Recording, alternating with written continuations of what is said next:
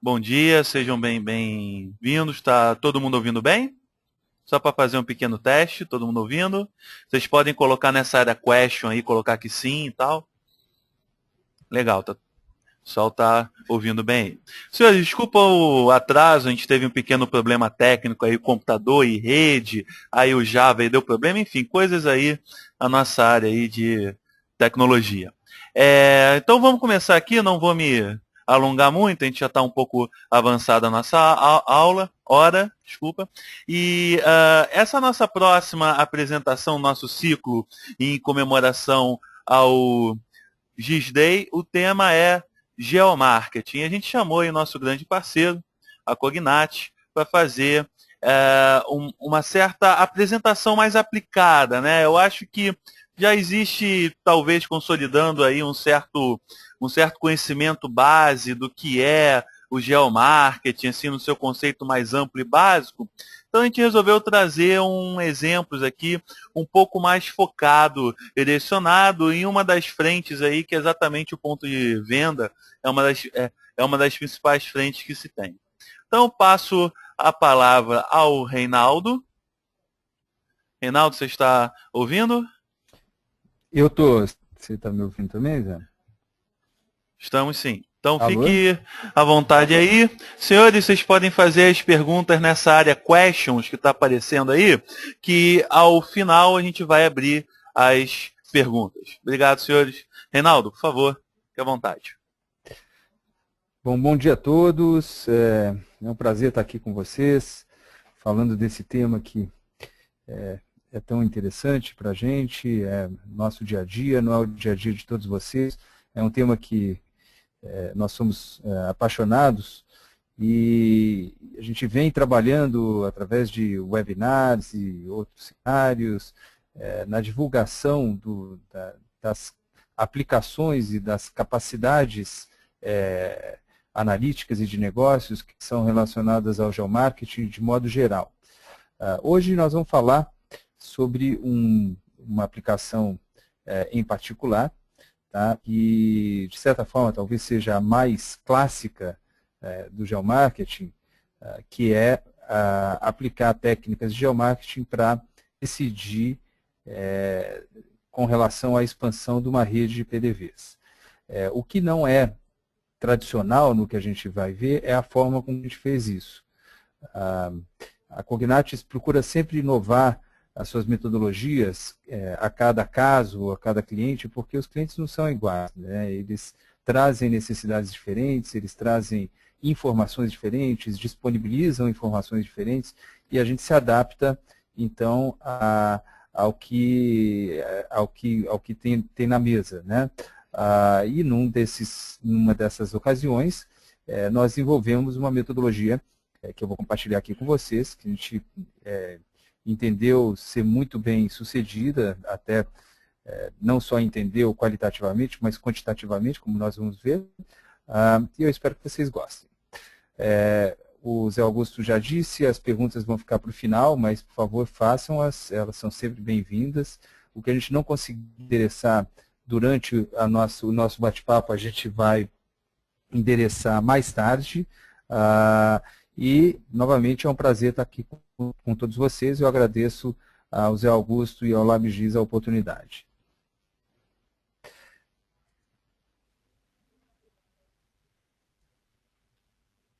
Bom, primeiro uma breve introdução sobre a Cognatis, para quem não conhece. Nós somos uma consultoria especializada em geomarketing e em modelos estatísticos, de modo geral, aplicados a negócios. Trabalhamos tem 10 anos, foi fundada em 2003, mas os diversos sócios já vêm atuando nessa área há mais de 20 anos, então existe uma bagagem prática e acadêmica muito grande que foi combinada entre todos os sócios da empresa. Nossa equipe sempre foi, e isso é uma pista nossa, multidisciplinar. Nós temos aqui estatísticos, geógrafos, demógrafos, além de economistas e o pessoal de tecnologia. A gente acredita muito nessa sinergia de disciplinas e a contaminação positiva entre elas. A Cox hoje tem 2 produtos de ponta no mercado, um produto de informações, a gente vai ver rapidamente do que se trata, que é o Geopop, e uma ferramenta de geomarketing que nós não vamos ver hoje, mas quem tiver interesse, entre em contato com a gente vai ter prazer em fazer uma demonstração. Quando eu falo em geomarketing analítico, eu tento diferenciar a abordagem do geomarketing analítico com relação ao geomarketing tradicional da seguinte forma. Tá? Por muito tempo as pessoas desenvolveram estudos de geomarketing com base na associação, digamos, não quantitativa de variáveis e de mapas. Até porque é um campo que sempre foi muito influenciado, muito habitado por geógrafos que traziam um viés mais geográfico, obviamente, de processamento, mas com talvez menos histórico de desenvolvimento de análises estatísticas e quantitativas. Isso vem mudando e a gente sempre acreditou nessa mudança, apostamos nisso, por isso que desenvolvemos metodologias que sempre combinam estatística e demografia ao geomarketing, e hoje nós vamos ver um exemplo disso. Tá? As aplicações do geomarketing são muitas, acho que vocês já ouviram falar, elas vão desde otimização de territórios de vendas, passando por expansão, marketing direto, otimização de vendas e até mesmo retenção de clientes. Importante dizer, essa visão do geomarketing que nós temos, que nós vamos compartilhar com vocês, é o geomarketing analítico, ou seja, o geomarketing sempre combinado com algum tipo de abordagem quantitativa, estatística ou demográfica. A Cognatis hoje tem 3 linhas de negócios principais, uma área de consultoria, com projetos ad hoc, com começo, meio e fim, uma área de desenvolvimento de informações, que são as bases da família Geopop, nós vamos ver rapidamente dentro do case que nós vamos apresentar, tá? E a área de tecnologia que desenvolve as ferramentas, nós temos diversas ferramentas para possibilitar que os próprios usuários tenham autonomia em desenvolver as suas próprias análises, bastando ter um browser e acesso via internet. Bom, começando agora então o assunto de hoje, tá? Esse case é um case de gestão de PDVs, né? A empresa se trata de uma empresa da área financeira, uma empresa com unidades de varejo financeiro, eles oferecem crédito pessoal, e vocês sabem que esse negócio é um negócio muito baseado em localização do ponto, é muito importante você saber onde você vai localizar a sua loja, porque você está próximo de regiões com grande fluxo, você atende normalmente um mercado diurno mais do que um mercado noturno, então tem uma série de considerações geodemográficas relacionadas ao sucesso desses PDVs, mas a pergunta deles era, olha, nós temos aqui, sei lá, 100 lojas, eu vou, obviamente, alterar os números que eu falo para vocês, mas eles chegaram no nós temos 100 lojas, a gente quer dobrar essa quantidade de lojas em 3, 4 anos, e a gente quer saber para onde ir. O Brasil é o território, ou seja, pode ser qualquer lugar no Brasil. Então, nós desenvolvemos uma metodologia baseada em 4 etapas. Tá? Em sendo uma empresa de concessão de crédito, a gente tinha a regalia de ter o cadastro de todos os consumidores, ou seja, todos os clientes daquela empresa. Era um cadastro muito completo, o cadastro onde a gente tinha não somente o endereço residencial, mas também o endereço comercial, e o volume transacional das transações, ser inclusive repetidas, ou seja, quanto de grana aquele sujeito pediu emprestado, inclusive algumas outras métricas de resultados, como, por exemplo, qual foi o spread, que é o lucro variável daquela transação, a duração da transação, a taxa de juros e etc. Isso tudo estava, obviamente, num cadastro imenso, né, que tinha que ser arrumado e tinha que ser organizado, mas o primeiro passo, então, é esse mapeamento para depois passar para a modelagem estatística. Tá?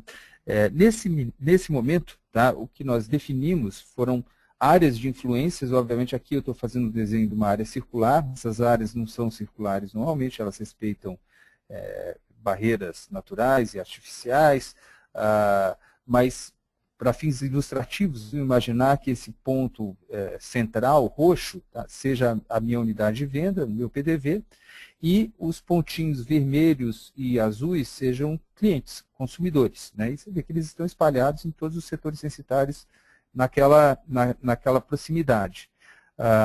Como eu sei o endereço de cada consumidor, né, tanto o seu endereço comercial quanto o seu endereço residencial, a primeira pergunta que eu tive que responder, né, foi qual endereço eu devo usar, o comercial ou o residencial?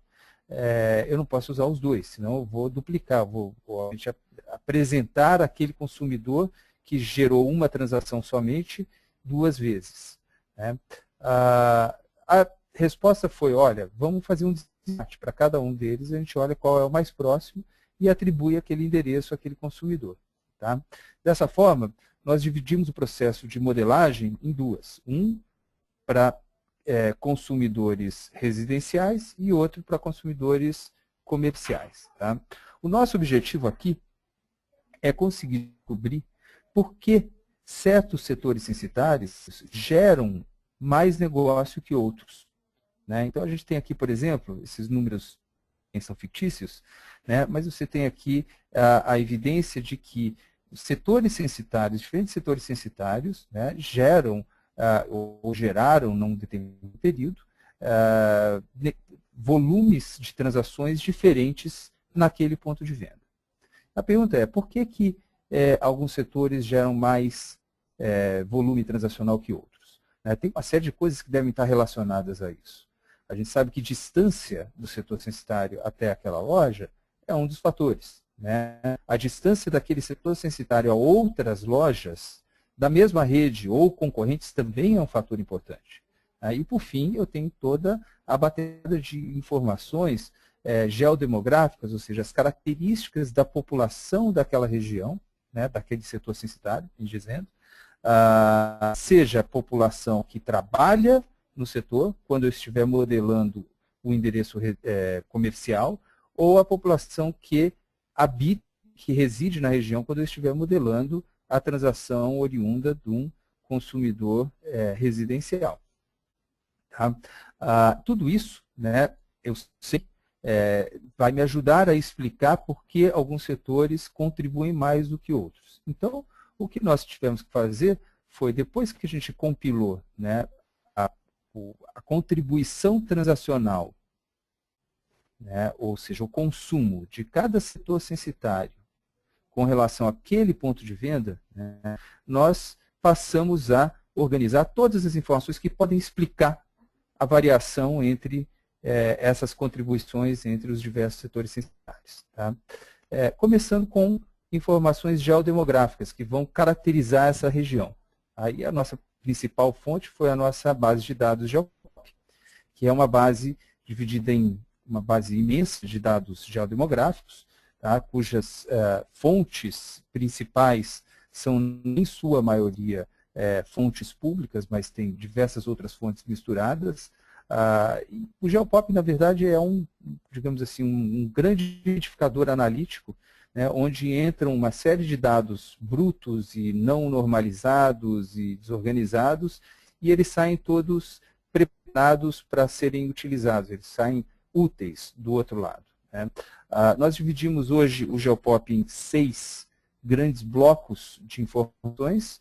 O GeoPop Home, ele se relaciona apenas a informações da população que mora na região, tá? E esse GeoPop Home em si é dividido em 4 grandes módulos, sendo um deles informações demográficas, o outro ciclo de vida, informações sobre a infraestrutura urbana da região e uma batelada de informações sobre renda e riqueza. A gente procura entrar muito mais profundamente na caracterização do poder aquisitivo do que simplesmente renda média ou renda per capita. Então, tem uma série de indicadores relacionados a poder aquisitivo que estão nesse módulo renda e riqueza. O módulo ciclo de vida também é um módulo que nos chama muita atenção pela sua eficácia preditiva, porque, como todo mundo sabe, né, ou pelo menos descobre ao longo da vida, o seu momento em termos de ciclo de vida, ou seja, se você já teve seu primeiro filho, já casou, descasou, teve o segundo filho, os filhos já saíram de casa, onde você está, né, em termos de arranjo familiar, em termos de estado civil, isso tem uma influência enorme no seu perfil de consumo. Então, usar essas variáveis de ciclo de vida são extremamente importantes e eu sempre me chamou a atenção como elas são normalmente ignoradas e negligenciadas na maioria dos estudos de geomarketing que a gente vê por aí. Não só de geomarketing, mas de pesquisas de mercado em geral. Tá? Eu não vou detalhar o Geopop, tá? Mas depois quem quiser, tiver interesse, é só pedir uma apresentação para a gente. Tá? Mas cada um daqueles submódulos, né, o módulo demográfico, ele tem também conjuntos específicos de variáveis. Né? Você vê aqui que na parte de renda e riqueza, além das variáveis de renda, tem uma série de variáveis de classe social, com várias metodologias, indicadores de ocupação. O módulo de ciclo de vida tem uma série de segmentos interessantes de ciclo de vida e o módulo urbano, por fim. Tudo isso, toda essa batelada de informações do Geopop Home foi usada para nos ajudar a explicar por que o setor 212, por exemplo, gerava transações em 20% mais do que o setor vizinho. Né? Será que tinha alguma coisa diferente naquela população que fazia com que as pessoas ali tivessem uma tendência maior a consumir daquele ponto de venda? Então, basicamente, foi para isso que entraram essas variáveis do Geopop Home. Da mesma forma, vocês lembram no começo da nossa conversa, eu falei que a gente teve que dividir a base em duas. A gente tem a base de clientes residenciais e a base de clientes comerciais, ou seja, aquelas pessoas que escolheram aquela loja, escolheram aquele PDV, não em função de onde eles residem, mas em função de onde eles trabalham. Ora, se eles estão ali durante o dia e eu quiser caracterizar o comportamento deles, eu preciso agora entrar e olhar para variáveis que descrevam as pessoas que trabalham naquela região, e não as pessoas que residem na região. E por isso foi usado o Geopop Day, que é a visão análoga à visão anterior da população residencial, porém com relação à população que trafega e circula durante o dia naquela região. A população que trabalha e a população não ativa, né, que está em casa durante o dia. Tá? E aí tem uma série de informações que também são complementadas com informações sobre as empresas da região. Então, tem esse módulo aqui também chamado Supply, que descreve as empresas que estão na região. Então, não só eu conheço a população que está naquela região, que mora, a população que circula durante o dia porque trabalha, mas também conheço o mercado. Conheço as empresas que estão naquela região, tenho até estimativas de quanto elas faturam, de quanto que elas produzem, o tamanho delas, a importância delas. Tudo isso é importante para caracterizar o ambiente mercadológico daquele setor censitário. Então, vamos lembrar, nós não esquecemos do que a gente está fazendo aqui. A gente está procurando caracterizar cada setor censitário para explicar por que há uma variação na contribuição que aquele setor censitário faz para aquele ponto de venda. Contribuição transacional, ou seja, contratação de empréstimos, nesse caso, todas agregadas num determinado período de tempo. Tá? Bom, Isso feito, né, quer dizer, organizado todas essas informações de mercado, geradores de fluxo, concorrentes, população residencial, população trabalhadora, etc., eu preciso agora modelar isso. Né? E esse é um processo quase artístico mesmo. Né? Modelar, ele começa com um processo extremamente quantitativo, estatístico, mas ao final você precisa ter muito discernimento para saber escolher as variáveis que vão entrar, saber fazer as transformações quantitativas que você tem que fazer nessas variáveis. Então, tem variáveis que entram de um jeito, e você tem que transformar para capturar não linearidades.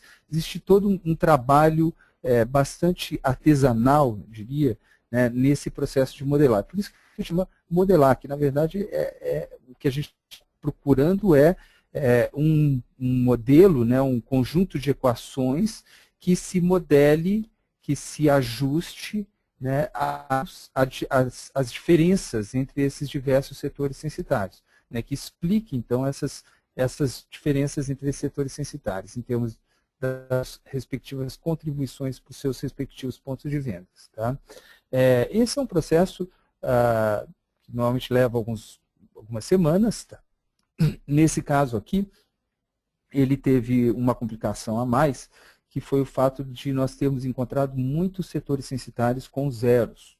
E quem conhece estatística sabe que quando você tem muito zero num modelo, você não pode desprezar esses zeros, também não pode simplesmente incluí-los. Tá? Se você despreza, você cria uma censura nos seus dados, isso cria viés nas suas estimativas de coeficientes, e se você inclui esses zeros, você também acaba criando alguns problemas de ajustes. Então, nós tivemos que lidar com esses zeros modelando de uma forma não tradicional. Esse não foi um modelo de regressão multivariado, nada disso. Tá? Foi um modelo totalmente ajustado para dados censurados, como a gente chama. Um modelo que veio da econometria, chamado TOBIT. Bastante difícil de ajustar, mas ele, ao final, deu um ajuste bem bacana e resolveu essa questão dos muitos zeros. Né? Não vou entrar muito nessa questão específica, porque isso é um problema matemático, né? Mas tem solução. Bom, uma vez desenvolvido este modelo, né, obviamente, né, quando a gente especificou qual seria o modelo, a gente precisava estimar os nossos parâmetros, estimar qual que é o poder de explicação de cada uma das variáveis que entrou no modelo, né? Densidade populacional, renda, classe de renda, classe social, ciclo de vida, tudo isso que estava ali tentando explicar por que um setor captura mais, consome mais do que o outro. Todas essas variáveis precisavam receber os seus respectivos pesos, né, de influência nessas equações que são o resultado desses modelos. E para fazer isso, nós não usamos só um PDV, nós usamos todos os PDVs. Então, na verdade, nós replicamos todo aquele processo de organização de informações nos setores censitários para todos os PDVs que existiam naquela rede. E fizemos uma coisa que é sempre um hábito muito saudável para todo mundo que está fazendo um modelo estatístico: separamos alguns que não entraram no nosso modelo para que a gente pudesse testar os nossos resultados. Tá? Ao final, né, o modelo foi estimado e a gente começou a fazer os testes. E um primeiro teste foi, como eu disse, a gente separou alguns pontos de vendas que não entraram na modelagem, né, mas que eu tinha lá os resultados, né, porque são pontos de vendas existentes, portanto eu sei qual é a contribuição que cada setor censitário da sua vizinhança fez naquele período para aquele ponto de venda. Né? Então eu tenho os dados observados, mas nós eliminamos esses dados observados, usamos o nosso modelo para tentar adivinhar qual seria a contribuição de cada setor censitário ao redor daquele ponto, né, para aquele ponto. Né? Qual seria o consumo daquele setor censitário. E criamos um mapa temático em cima disso. Depois, usando os mesmos intervalos, né, criamos um mapa temático com relação à verdade, ou seja, o dado observado. um com o outro. Então, essa comparação visual foi o primeiro teste de validade desse processo de modelagem. Ela não é 100% eficiente, mas ela já nos dá uma boa ideia de se há ou não há um grande problema na modelagem, se você, digamos, está perdendo previsibilidade à medida em que os setores ficam mais longe do ponto, ou mais próximos do ponto, se existe alguma relação espacial entre com relação à sua capacidade de previsibilidade do consumo daquele setor. Tá? Obviamente, isso nunca sai da primeira vez dessa forma, mas depois de alguns ajustes, eu estou bastante feliz com esses resultados. Vocês veem aqui nessa comparação entre estimado e observado, que apesar das figuras não serem idênticas, né, se você interpretar da seguinte forma, que se a gente tivesse chegado ao CEO dessa empresa, né, antes dele ter aberto esse ponto de venda em particular, e ter dito, olha, eu tenho um modelo aqui que consegue prever quanto que cada setor censitário, que são essas areazinhas pequenininhas aí ao redor do seu ponto de venda, vai consumir, né, num período de 1 ano, daqui a 3 anos, quando a sua loja estiver madura, da sua loja. E eu aplicasse esse modelo, né, e eu chegasse a um mapa com as tonalidades desse mapa que está aqui sob o rótulo de estimado, né, e 3 anos depois ele conferisse que ele realmente chegou numa coisa muito parecida, né, parece até bruxaria, né, essa capacidade de previsão. Mas isso não é um resultado quantitativo. Então, a gente precisava de um resultado quantitativo, ou seja, saber de fato qual é a margem de erro que eu tenho quando eu quero prever o faturamento de um ponto de venda. Né? Eu deixei de falar, acho que está subentendido, mas eu gostaria de clarificar que, uma vez que o modelo está pronto, né, ele me permite estimar qual será o volume total de empréstimos que será dado naquele ponto de venda durante um determinado período. Né? Por quê? Quando eu somo o consumo estimado de todos os setores censitários que estão ali ao redor daquele ponto, né, e agrego tudo isso, tenho este volume. Obviamente, eu tenho que fazer um ajuste aí para o que se chama de captura externa, né, aquilo que está fora da minha área de influência. Mas, por definição, a área de influência captura a maior parte desse consumo. Então, esse ajuste é um ajuste simples de ser feito. Então, o resultado do modelo olha, esse ponto de venda aqui, tá, que eu sei que vendeu 100, o meu modelo diz que ele deveria ter vendido 110, ou 90, ou 80, ou 130. Né? E fazendo a diferença entre o que o modelo prevê e o que de fato aconteceu, eu consigo medir o tamanho desse erro. E vocês veem que esse erro ficou extremamente conservador, né? Um erro muito pequeno. Na média total, é um erro de mais ou menos 6%. É um resultado atípico esse, eu devo dizer. No modelo comercial, aquele modelo em que a gente usa as variáveis da população diurna, a gente não teve tanto sucesso, a diferença, o erro era de 12%, mas no modelo residencial era de 5%. Tá? Então, o que isso quer dizer? Isso quer dizer que, olhando para, obviamente, a amostra que a gente tem, que são as lojas existentes, né?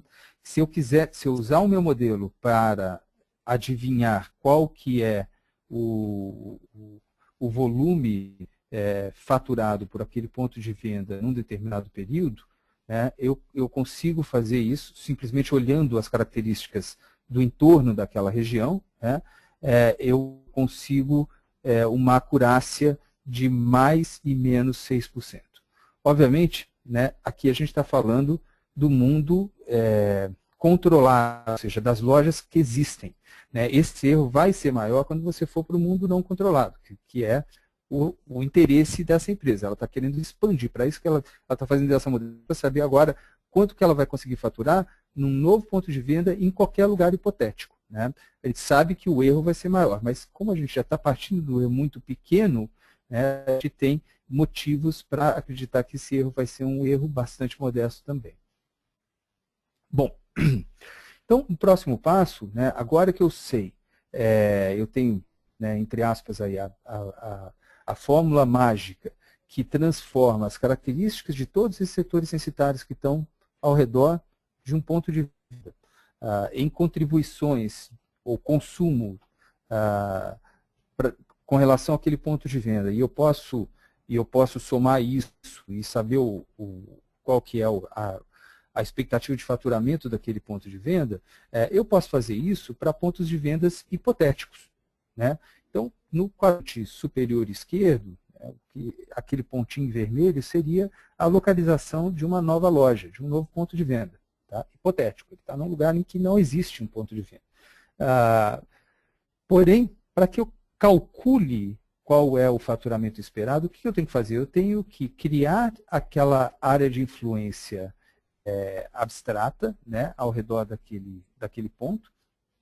Eu preciso identificar as características de cada um dos setores censitários que estão dentro daquela região.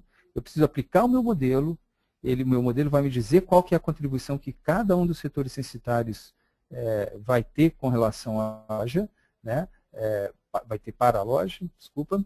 Eu tenho que somar tudo isso, né, e fazer o ajuste para a captura externa. E aí, quando eu quiser fazer a mesma coisa para uma loja que hipoteticamente fosse ao lado daquela primeira, eu tenho que refazer todo esse processo. Eu não posso simplesmente usar os resultados anteriores, porque, primeiro, estão entrando novos setores, saindo alguns outros, então não são os mesmos setores, apesar de haver uma sobreposição grande entre as duas áreas de influência, mas é mais importante, porque existem variáveis espaciais que estão nesse modelo, como, por exemplo, a distância do setor à loja. Todo esse processo tem que ser refeito a cada ponto hipotético, né? E, para isso, a gente precisa de computadores e algoritmos. Então, nós desenvolvemos aqui esse algoritmo, deixamos rodar com vários computadores. Isso é uma coisa que a gente já fez várias vezes, já tem bastante know-how de como fazer, e os computadores vão mapeando, né, a área que for, podem ser as maiores cidades do Brasil, pode ser o território brasileiro inteiro, potencialmente. É uma questão de esperar para que esse trabalho seja feito. Tá? Mas, então, eu acho que ficou claro aqui, né, mas repetindo que isso aqui é um processo de simulação. Né? Eu vou ponto a ponto e eu vou simulando a abertura de um novo ponto de venda naquele setor censitário e pergunto qual seria o resultado daquele ponto de venda, tendo em vista os setores censitários que estão ao redor. Bom, no final, você vai ter um valor por setor censitário. Né? E é interessante que, como o setor censitário e o vizinho compartilham sempre uma grande parte das suas respectivas áreas de influência, né, dificilmente você vai ter muita variação no potencial de um setor censitário e o outro vizinho. Tá? Porque, apesar do próprio setor censitário poder ser diferente, muitas vezes né, as características da população daquele setor censitário e do seu vizinho são muito diferentes, no agregado da área de influência, né, quando se agrega todos os setores censitários das respectivas áreas de influência, como eles compartilham em grande parte os mesmos setores censitários, eles vão estar atendendo mercados muito parecidos. E isso é como a gente espera ser a realidade. Né? A gente sabe, obviamente, que existem questões urbanas que podem mudar completamente a perspectiva de um ponto e outro, mas elas não são objeto desse tipo de estudo aqui. Tá? Coisas como, por exemplo, se você está numa esquina iluminada ou não está no lado iluminado da rua, ou se você está num beco, se você está numa área com pouca visibilidade. Aqui não, a gente não está olhando para isso, a gente não está olhando para essas particularidades que podem afetar, sim, o sucesso daquele negócio, mas que são micro individuais, né? E são invisíveis para qualquer modelo deste tipo. O que a gente está olhando aqui é o potencial daquele mercado. Depois, né, precisa, sim, haver em campo, né, na hipótese de abertura de um ponto de venda em qualquer região, uma análise que é feita em campo por especialistas que vão olhar essas questões mais, digamos, particulares dos pontos e que são relevantes também para o negócio. Tá? Mas aqui não, aqui a gente está olhando potencial mercadológico. Então, é de se esperar que exista uma curva suave, né, de separação entre o potencial dos diversos setores censitários. E é isso que a gente vê nesse mapa aqui.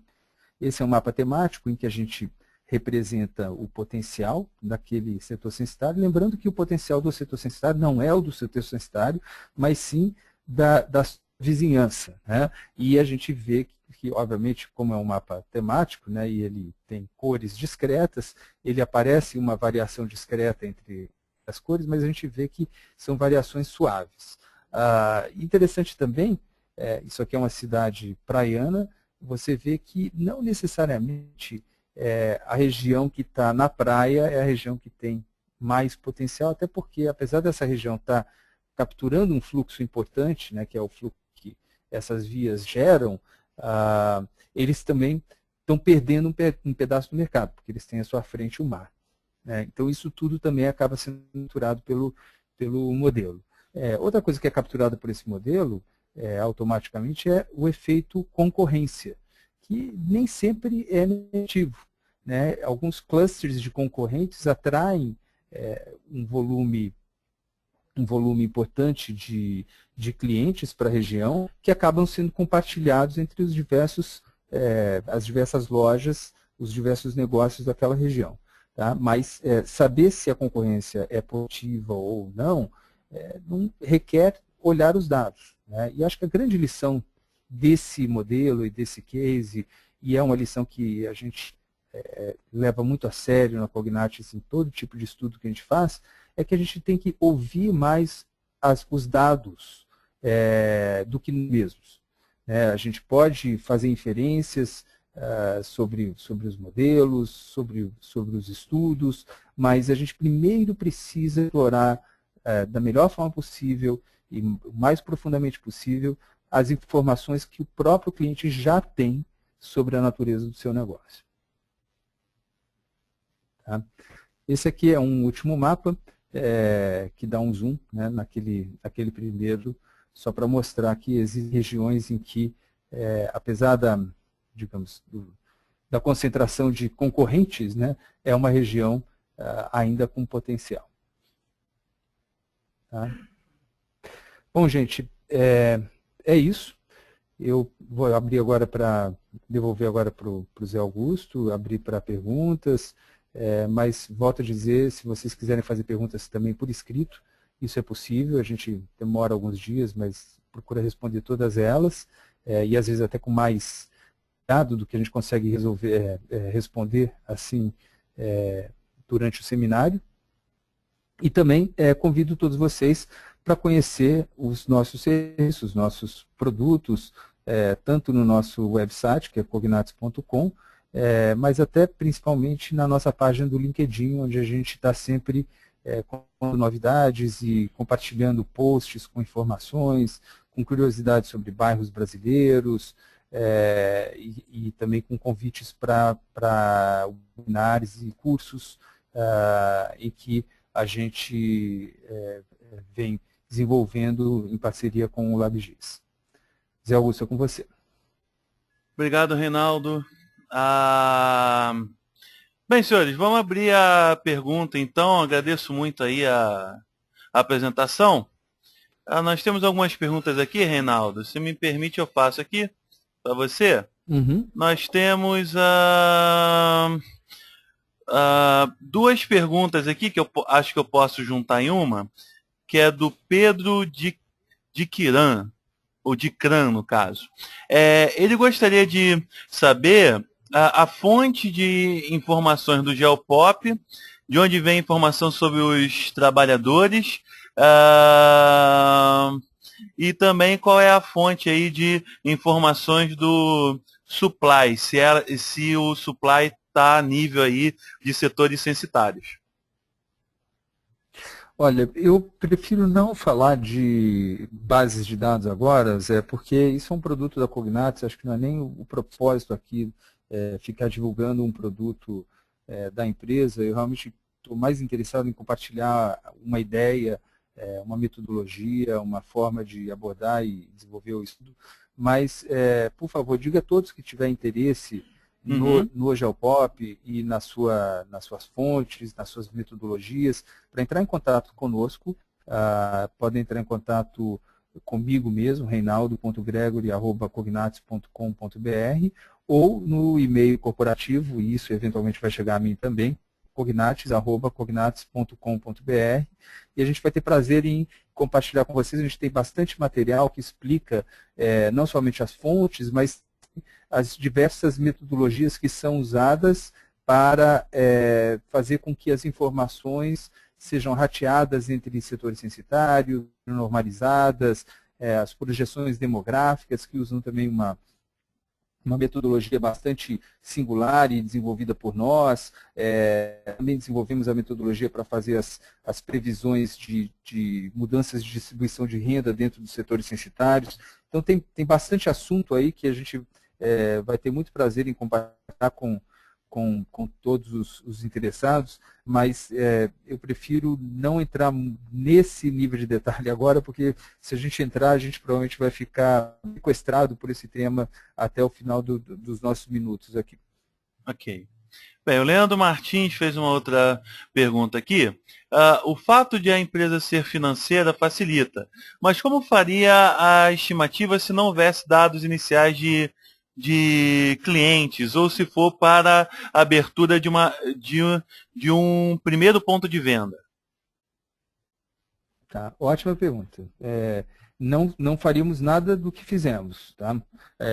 Eu disse no começo, né, que são metodologias diferentes para situações diferentes. Essa realmente é uma situação em que existe uma abundância muito grande de informação. Isso não é típico. Não é típico bem do varejo. Né? O varejo normalmente não tem esse nível de registro das transações dos consumidores, não tem os registros dos seus endereços residenciais e comerciais, etc. Então, existem várias outras alternativas. Tá? Leandro, né, que perguntou? Oi, desculpa? Zé Leandro, o nome de quem perguntou? Isso, Leandro Martins. Leandro, tá. Leandro, existem diferentes métodos para diferentes situações. Tá? Quando é a primeira loja, tá? Normalmente você fica impedido de fazer qualquer coisa realmente estatística. Não tem dado, simplesmente. Você vai ter que usar os dados secundários existentes e organizar esses dados com base em premissas que você vai fazer, e essas premissas, elas, de duas umas, ou elas são baseadas em estudos passados, esse seria o ideal, ou elas são baseadas naquilo que você aprende sobre aquele negócio e que conhece aquele negócio. Então, se você é um prestador de serviço, o que você consegue aprender com o seu cliente; se você é o próprio cliente, o próprio usuário, é o que você conhece do seu próprio negócio. Ou seja, todo mundo sabe um pouco e acha que sabe muito sobre o que traz público, o que traz tráfego, o que traz consumo. Então, parte-se daí, né? Parte-se deste conhecimento que os próprios gestores têm de quais são os drivers, os fatores que trazem consumo, que geram consumo, né? E aí existe normalmente uma etapa bastante delicada, que é priorizar ou elencar esses fatores com relação às suas importâncias, suas efetivas importâncias na geração do negócio, né? Assim, primeiro, não existe ciência nisto, né? Isso é sempre um processo arbitrário. O que a gente costuma fazer, a gente acredita até, talvez um ponto de vista um pouco semi-estatístico, que se a gente perguntar isso para o máximo de pessoas possíveis ligadas ao negócio, a gente vai ter melhores respostas. Então, uma prática que a gente normalmente adota para poder elencar essas diferentes variáveis, né, e dizer qual que é a importância relativa de cada uma dessas variáveis nessa tentativa de construção de um modelo não quantitativo, abrindo isso para um fórum amplo dentro da empresa, né? Trazendo vários executivos de diversas áreas e perguntando, né, o que é que, na sua opinião, gera consumo, o que na sua opinião gera negócio, entre essa variável e essa daqui, qual que você acha que é mais importante? Fazendo uma série de simulações, ao final você consegue montar, né, uma hierarquia que vai pelo menos representar aquilo que a empresa acredita, né, que sejam as suas forças mercadológicas. Mas volto a dizer, isso não é tão bom, né, não poderia ser quanto estudar o passado de uma empresa que já atua na região, mas quando isso não é possível, isso é bem melhor do que simplesmente jogar variáveis nos modelos, né, aleatoriamente. O Roberto Júnior está perguntando se esse modelo que você explicou, ele é aplicável a pequenos municípios também. Olha, o modelo é aplicado a qualquer lugar, né? Inclusive o tamanho do município pode ser uma das variáveis importantes. Isso até me leva a ressaltar um aspecto importante metodológico. Muitas vezes quando a gente pensa, olha, eu quero explicar a contribuição ou o consumo de um determinado setor censitário, eu vou olhar somente as variáveis, a característica daquele setor censitário. Isso não é bom. Tá? Muitas vezes é importante você trazer também características da região ou do município em que o setor censitário está inserido, né? Como se fosse uma característica do próprio setor. Então, estar num município pequeno pode ser, inclusive, uma variável que entre nessa modelagem e que diferencie, por exemplo, o impacto das outras variáveis, a variável resultado, entre municípios pequenos e municípios maiores. Zé? Ok. O Pedro de Cran está entrando com uma outra pergunta aqui. Se nesse case que você apresentou, são utilizados modelos de regressão logística ou linear? Então, nesse caso em particular, Pedro, a gente acabou partindo para um modelo de equações simultâneas para tratar do fato de que havia censura no dado. Por quê? Muitos setores censitários não tinham consumidores, ou seja, nenhum consumidor morava naquele setor censitário. Então, uma forma que é muito comum é as pessoas simplesmente fazerem uma regressão. Aí, no caso, seria, não nunca logística, né, respondendo a sua primeira pergunta, porque a minha variável dependente não é dicotômica, é uma variável contínua, né, que é a contribuição do setor. Mas pode ser, sim, um modelo de regressão, né, tradicional, seja linear ou não linear. O fato seria errado usar todos os setores com zeros nessa modelagem. Tá? Por quê? Você não pode dizer que o fato de não ter nenhum consumidor naqueles setores faz com que todos os setores sejam igualmente desinteressantes do ponto de vista de consumo. Né? Você pode ter setores em que foi um acaso não ter habitado ali ou não ter aparecido ali naquele período um consumidor. Talvez se a gente tivesse olhado um outro período, 6 meses para trás ou 6 meses para frente, tivesse 2, 3, 10 consumidores ali, porque era um setor que tem perfil de consumo. E tem outro ao lado que pode não ter perfil nenhum e que você pode esperar 1000 anos e que não vai aparecer nenhum consumidor naquela região. Você entendeu? Se eu simplesmente considero que como os dois têm zeros, eles estão representados por zeros, eles são iguais, eles entram no mesmo saco de gatos. Né? Eles são tratados homogeneamente. Né? E isso é um erro de especificação. Tá? Então, o que a gente acabou usando foi um modelo para dados censurados, com modelagem econométrica, desenvolvido por um economista chamado Tobit, T-O-B-I-T. Existem outras variantes dessa modelagem, tá? Essa não é a única. Tem Heckman, tem outras modelagens que procuram modelar as variáveis chamadas latentes. Né? Nesse caso, seria a demanda latente do setor censitário, de modo que você pode trazer a contribuição desses setores que tem zero, mas não colocando eles no mesmo patamar. Tá? Você me fez uma pergunta complicada, eu estou tentando simplificar a resposta, provavelmente não fui muito bem sucedido, mas se você tiver curiosidade, me manda um e-mail, ou manda um e-mail para alguém aqui na Cognat, bate um papo. Ok, Reinaldo, obrigado. Reinaldo, uma pergunta minha, assim, na verdade, Claro. você no início da sua apresentação falou da questão da equipe que é multidisciplinar, né, e tal. Para conseguir bolar, executar esse método aqui explicado, quais as principais áreas de conhecimento, assim, para dar uma ideia ah, ah, Uhum. como eu posso dizer, de uma certa pluralidade de áreas que são necessárias? Tá, ótima pergunta. Eu acho que aqui entram vários conhecimentos específicos, né? Primeiro, geoprocessamento, óbvio, né? Processar GIS, organizar toda essa maçaroca de informações, etc.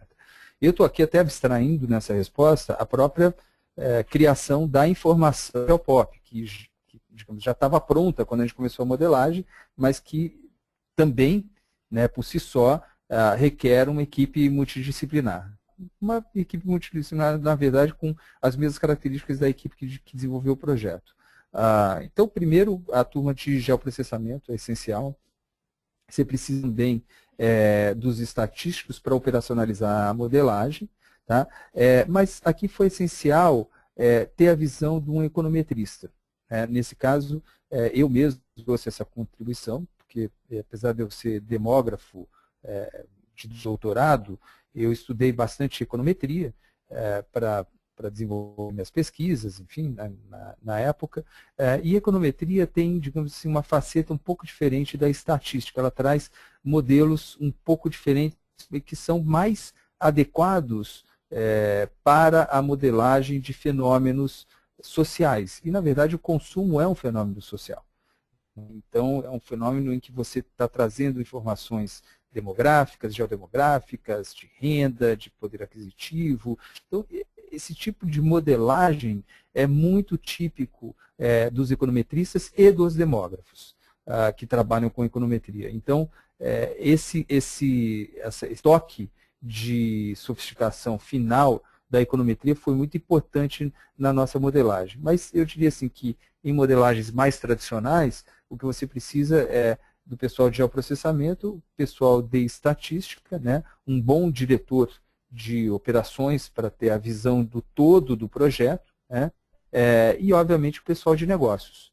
Né, o pessoal de negócios, que pode ser o pessoal de marketing, de administração, aí não tem uma única formação, é essencial para que o modelo também não vire um fim em si mesmo, né? Quer dizer, não vire uma coisa infinita, né? Onde a modelagem passa a ser o propósito do próprio processo, o que é muito comum quando você só tem uma equipe técnica.